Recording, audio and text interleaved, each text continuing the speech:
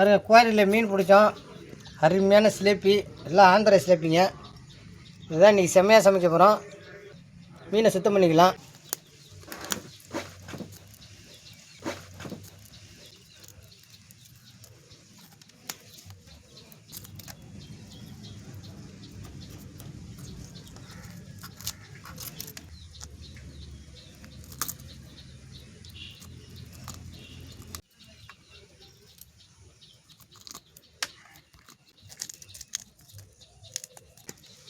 இப்போ மீனை பார்த்திங்கன்னா, இந்த மீனில் செதில் அதிகமாக இருக்கும். நம்ம செதில் அடிக்கல, உரிச்சி தான் எடுக்க போகிறோம். அதனால் இந்த சைடில் உள்ள இந்த ரெக்கையெல்லாம் கட் பண்ணிக்கலாம். இந்த முள் தான் கொஞ்சம் ஸ்ட்ராங்காக இருக்கும், உஷாராக கட் பண்ணணும். தலையை கட் பண்ணிக்கலாம் தனியாக.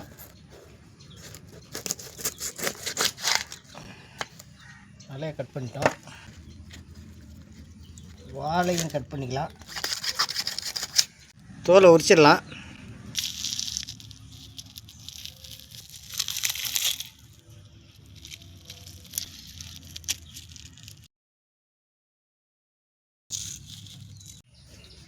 தலை, வால், சைடில் உள்ள இந்த எல்லாமே ரெக்கை எல்லாத்தையும் கட் பண்ணிட்டோம். இப்போ மீனை உரித்து எடுத்துக்கலாம். மீனை அழகாக உரிக்கலாங்க. அதை இந்தமாரி தோலை அப்படி பிடிச்சி இழுத்தோம்னா இங்கே பாருங்க, செதிலாம் அடிக்க வேணாம், அழகாக உரிக்கலாங்க. அவ்வளோதான்.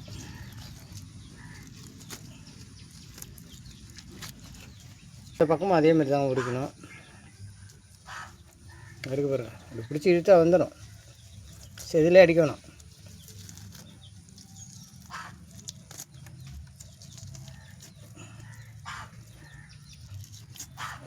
எல்லா மீனையும் சுத்தம் பண்ணி எடுத்துக்கலாம். மீன் எல்லாத்தையும் உரித்து சுத்தம் பண்ணிட்டோம். இப்போ தலையை சுத்தம் பண்ண போகிறோம். மீன் தலையை சுத்தம் பண்ணிக்கலாம். இந்த கடல்லாம் எடுத்து சுத்தம் பண்ணிட்டோம்னா வேலை முடிஞ்சிச்சு. வேறு இப்படி உள்ளே கையை விட்டு இப்படி தள்ளினோம்னா இந்த குடல்லாம் வந்துடும்.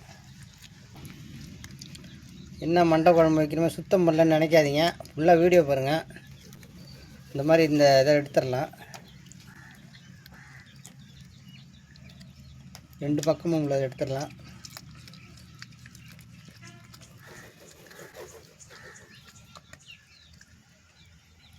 மீன் தலையும் சுத்தம் பண்ணி எடுத்துக்கலாம். வெறும் எல்லாம் அழகாக இருக்குது, அருமையாக சுத்தம் பண்ணியாச்சு. இப்போ அலசி எடுத்துக்கலாம். இது இதுமாரி ஒன்று ரெண்டு செதிலாம் இருக்கும் தலையில், அதெல்லாம் இப்படி எடுத்துட்டோம்னா வேலை முடிஞ்சிடுச்சு. இன்றைக்கி மண்டைவால் குழம்பு வைக்க போகிறோம். நடுத்துண்டு வறுவல்.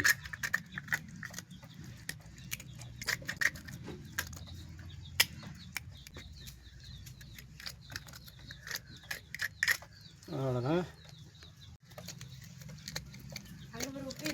அவ்வளோதாங்க. அருமையாக சுத்தம் பண்ணியாச்சு. அலசி எடுத்துக்கலாம்.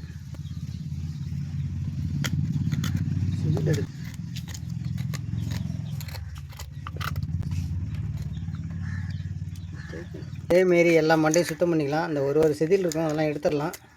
பாருங்க, அவ்வளோதாங்க. சூப்பராக சுத்தமாகிடுச்சா?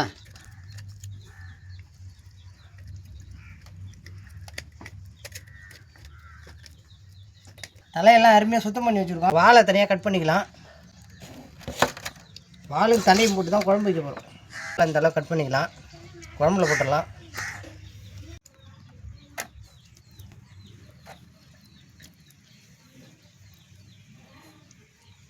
பாருங்கள், வாழை கட் பண்ணிட்டோம். நடு சென்டர் மட்டும்தான் வறுக்க போகிறோம். இதில் உள்ள இந்த இதெல்லாம் எடுத்துடலாம். குடல் எல்லாத்தையும் சுத்தமாக க்ளீன் பண்ணிடலாம். இந்த மாதிரி குடல்லாம் எடுத்துடணும். குடல், இந்த தோல் அதெல்லாம் எடுத்து க்ளீன் பண்ணிடணும். பக்காவாக இருக்கணும்.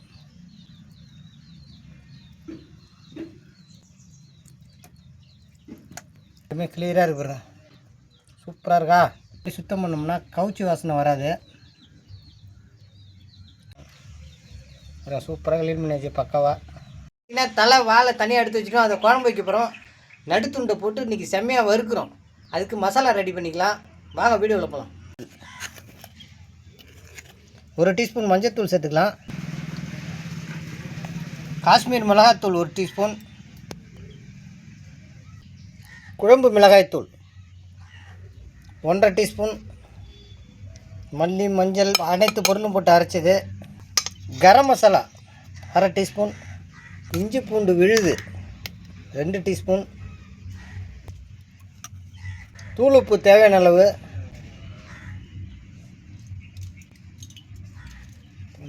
எலுமிச்சை பழம் பாதி பழத்தை புரிஞ்சிக்கலாம்,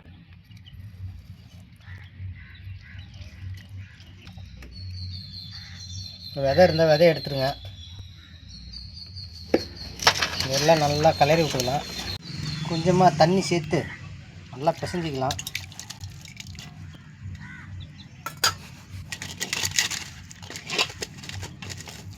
நல்லா பேஸ்ட் மாதிரி பிசைஞ்சிக்குவோம்.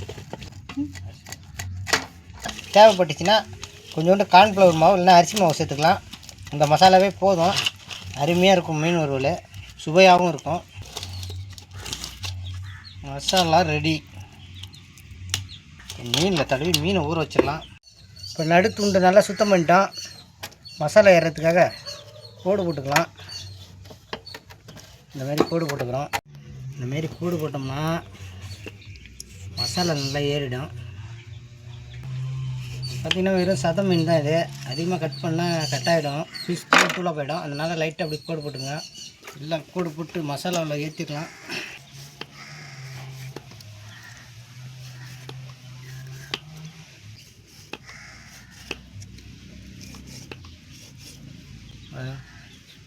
சூப்பர்.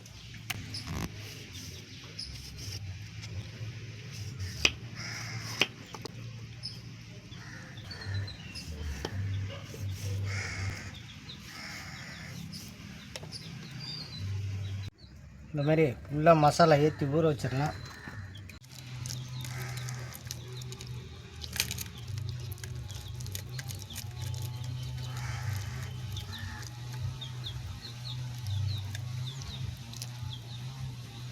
அருமையாக மசாலா ஏறுது. ஃபுல்லாக எல்லாம் மசாலா ஏற்றிட்டோம். இதை நல்லா ஊறட்டும். ஒரு 20 நிமிஷம் ஊறட்டுங்க. மீன் வறுக்க தவா வச்சுக்கலாம். மீன் வறுக்கிறதுக்கு தேங்காய் எண்ணெய், கோகோனட் ஆயில் சேர்க்குறோம். தேவையான அளவு கருவேப்பிலை சேர்த்துக்கலாம்.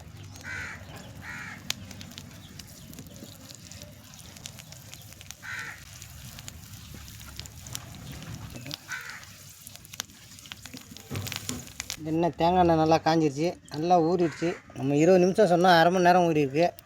எடுத்து வறுத்துடலாம்.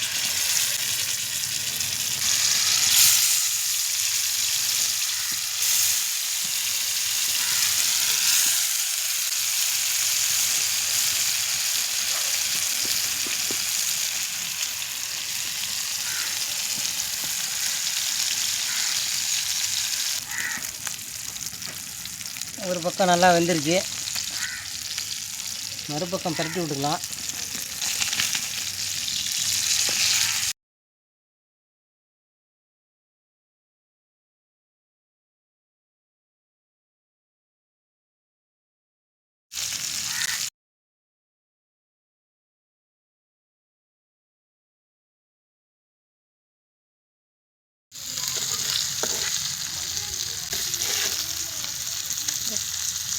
பாருங்கள், மீன் அருமையாக வெந்துட்டுருக்கு. நம்ம கட் பண்ணி மசாலா ஏற்றிடணும். உள்ளெல்லாம் நல்லா மசாலா நல்லா இறங்கியிருக்கு.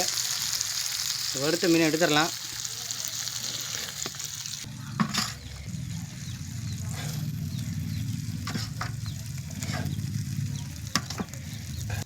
மசாலா வறுத்து தனியாக எடுத்து வச்சுப்போம். சாதத்தோட பேக்கி சாப்பிட்டா அவ்வளோ அருமையாக இருக்கும். மீதம் உள்ள மீனையும் இறக்கி விட்டுறலாம்.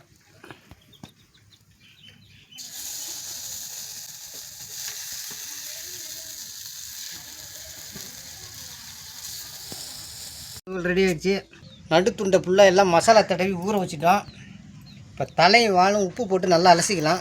இந்த மீன் நம்ம சென்டரெல்லாம் உரிச்சிட்டோம், தலையை உரிக்கல. அதனால் கொஞ்சமாக உப்பு மஞ்சத்தூள் போட்டு அப்படியே 2 பிரட்ட வேண்டியதாங்க. சுத்தம் பண்ணிக்கலாம்.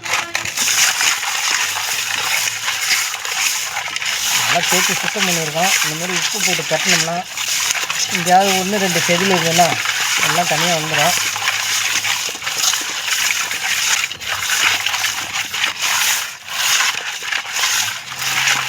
தண்ணி ஊற்றி அரைச்சிக்கலாம்.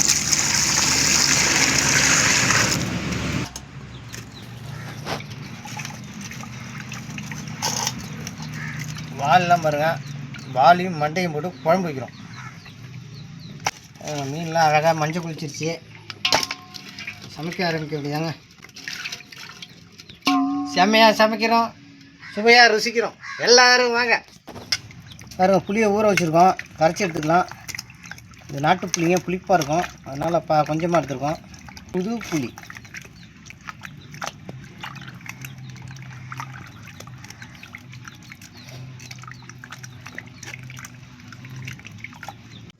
புளியை கரைச்சி எடுத்தாச்சு, வடிகட்டிக்கலாம். புது புளிங்க, வெள்ளை புளி. மஞ்சத்தூள் சேர்த்துக்கலாம் 1 டீஸ்பூனு. குழம்பு மிளகாய்த்தூள் தேவையான அளவு. கடல் கல்லுப்பு தேவையான அளவு போட்டுக்கலாம். தக்காளியை வதக்கி மீன் குழம்பு நிறைய வீடியோ போட்டிருக்கோம். நம்ம இதை இந்த மசாலாவோட சேர்த்து கரைக்கிறோம், அது ஒரு டேஸ்ட்டாக இருக்குங்க. நாட்டு மீனுக்கு நறுக்குன தக்காளியை சேர்க்குறோம். நாட்டு மீன் குழம்புக்கு தக்காளியை கரைச்சி வச்சோம்னா அருமையாக இருக்கும். மீன் குழம்புக்கு கரைசல் எல்லாம் முடிஞ்சிடுச்சு. இப்போ தாளித்து மீன் குழம்பு ஏற்ற போகிறோம். அடுப்பு அருமையாக இருந்துட்டு மீன் குழம்புக்கு சட்டி வச்சுக்கலாம். மண் சட்டி வைக்கிறோம்.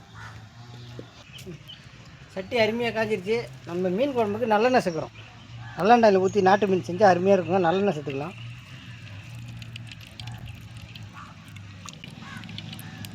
எண்ணெய் நல்லா காஞ்சிருச்சு. வடகம் சேர்க்குறோம். வடகத்தோட 1 டீஸ்பூன் வெந்தயம் சேர்த்துக்கிறோம். பெருஞ்சீரகம், வெந்தயம், வடகம் எல்லாம் நல்லா பொரியட்டும். நல்லா வாசனை வரும். அப்போ தான் நம்ம வெங்காயத்தை சேர்க்கணும்.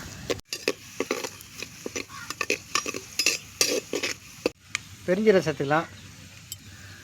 1 டீஸ்பூன் பெருஞ்சீரகம்.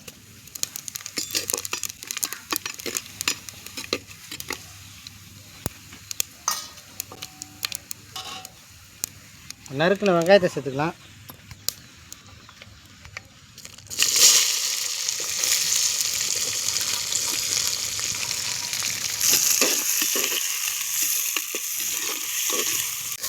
வெங்காயம் நல்லா பொன்னிறமாக வதங்கட்டும்.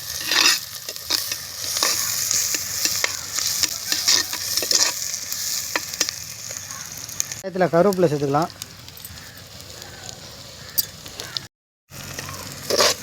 வெங்காயம் அருமையாக வதங்கிடுச்சு. கரைச்சி வச்ச கரைசலை சேர்த்துக்கலாம்.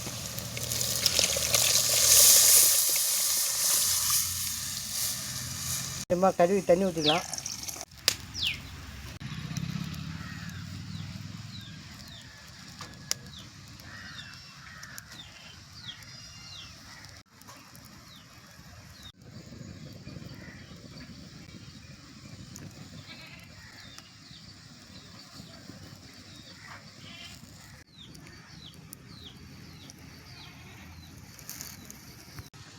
ஒரு தலையை உள்ளே இறக்குறோம்.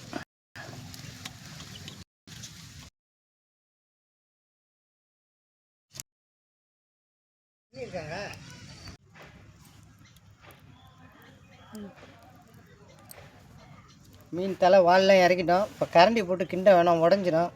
அதனால் இப்படி லைட்டாக ஆட்டினோம்னா எல்லாம் ஒன்றா ஆகிடும். மீனும் வெந்துடும். ஒரு 5 நிமிஷம் இருக்கட்டுங்க, இறக்கிடலாம். குழம்பு அருமையாக கொதிச்சிருச்சு. மீன் நல்லா வெந்துருச்சு. குழம்பு இறக்கிடலாம். மண்டை வால் குழம்பு ரெடி. இறக்கிடலாம். வேறு சூப்பராக இருக்குது. அந்த மீன் குழம்பு கொதிச்சிட்டு இருக்கு பாருங்கள், அருமையாக இருக்குது. ரெடி ஆகிடுச்சு.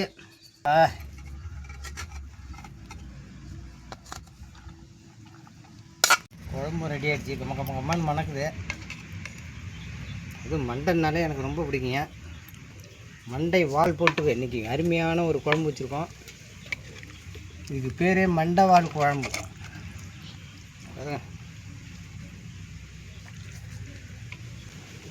மீன் குழம்புனாலே குழம்பு நிறைய ஊற்றி சாப்பிடணும்.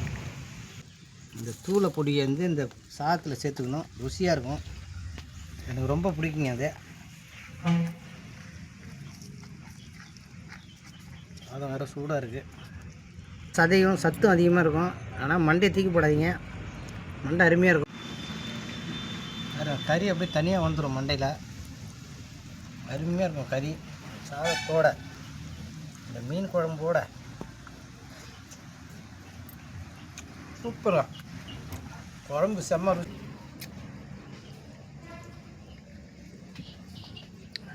பாருங்க மீன் அருமையாக வந்திருக்கு. சூப்பராக இருக்கு பாருங்க மீன். அதையும் அப்படியே ஒரு பிசைஞ்சு அப்படியே உள்ளே தள்ளணும்னா நாக்கெல்லாம் ஊறு. இதே மாதிரி சுவையான உணவுலாம் செஞ்சு சாப்பிட்ணுன்னு நினச்சின்னா எங்கள் சீர்காழி கதிர் சமையல் சேனலை லைக் பண்ணுங்கள், ஷேர் பண்ணுங்கள், சப்ஸ்கிரைப் பண்ணுங்கள். எல்லோரும் ஜாலியாக வீட்டில் இந்தமாரி சமைச்சு சாப்பிடுங்க. சூப்பராக இருக்கும். Sunday special. பாய்.